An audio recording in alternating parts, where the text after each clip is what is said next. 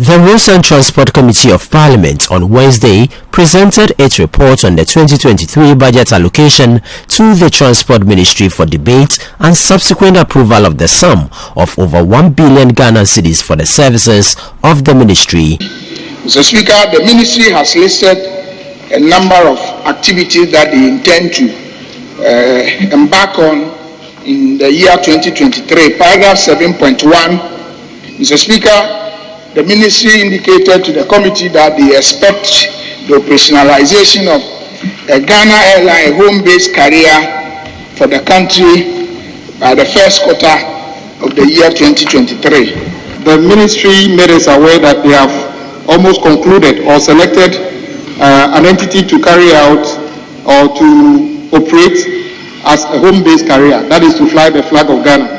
Mr. Speaker, some of us are quite surprised that the entity that has been selected has no record in operating an airline.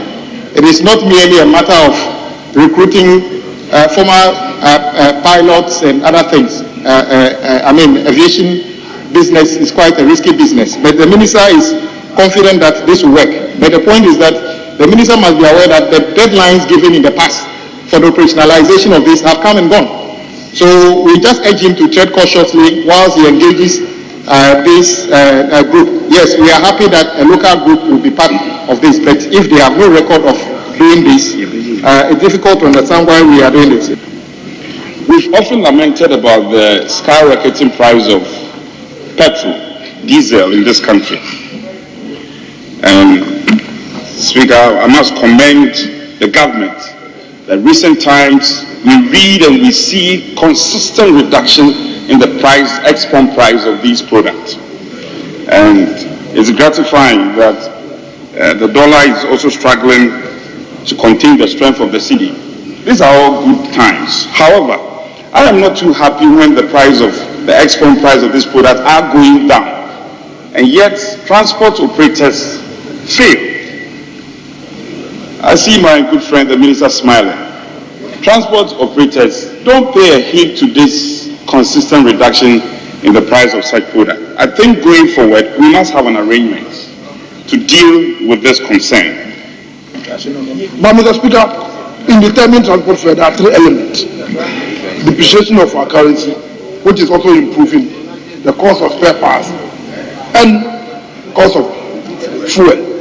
As if all the three factors must give an average of 10% increment of reduction before we can do so. But indeed, we have sat down with the transport operators, we are doing our final meeting. We need to go through some processes to make sure that the market survey that is done justify the decision that we are going to take.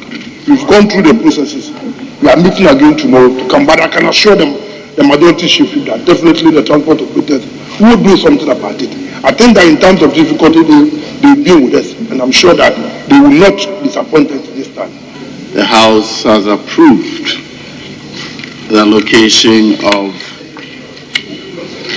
1,226,619,067 cedis for the Ministry of Transport for the financial year ending 31st December 2023.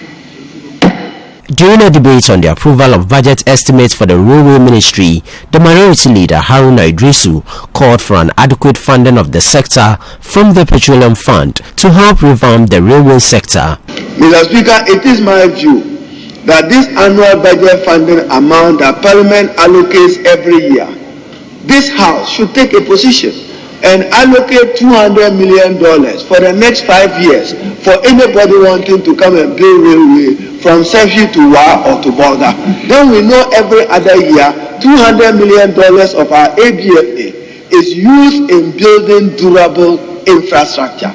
Other than using it for consumption purposes, we cannot be using the returns from our oil resources into consumption-related expenditure. So it is my view that when government is prioritizing the Petroleum Revenue Management Act, monies meant for the ABFA, government should prioritize railway. Mr. Speaker, indeed, this House, in this current Parliament, has approved a number of railway projects, 500 million euros for AFCON, for Amandi and others. These projects are ongoing, but we expect that these projects are completed in time to close the loop, because currently some of these railway projects are as if we start from somewhere, end somewhere, and they are not in a proper loop. Mr. Speaker, a serious issue came up at the committee level. Mr. Speaker, it will shock you to see that as we build railways, Mr. Speaker, some of our compatriots in this country are digging galamsey right under the railway as we are building the railway.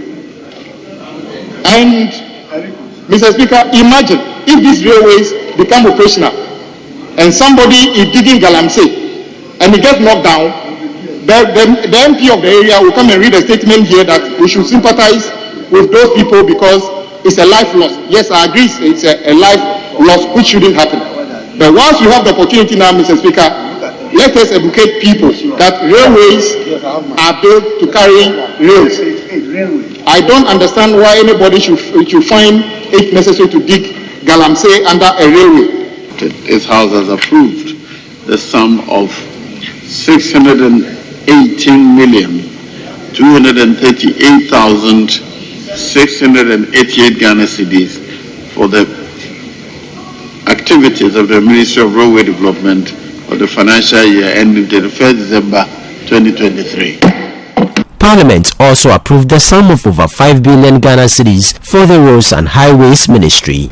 One of the key issues that came before the committee was delay in payments to contractors. Mr. Speaker, the ministry made us to understand that as a result of delays in payments to contractors, it's affecting the ministry's work. It's affecting some ongoing projects, and as a result of that, we urge the finance ministry to ensure that they release funds timely to the ministry so that they can pay contractors so that they can also carry on or go on with continue with the ongoing project. Mr. Speaker, this report should be approved only when the Minister for Finance comes to assure us that road fund will no longer be capped. That should be the position of this House. He should come to this House that will only approve your budget on condition that he liberalizes and gives you freedom to have access to your road fund. Mr. Speaker, may I refer you to page 14, the paragraph 9.4. The requirement for the road sector is 15.4 billion. 15.4. And Mr. Speaker, let's not take this matter for granted.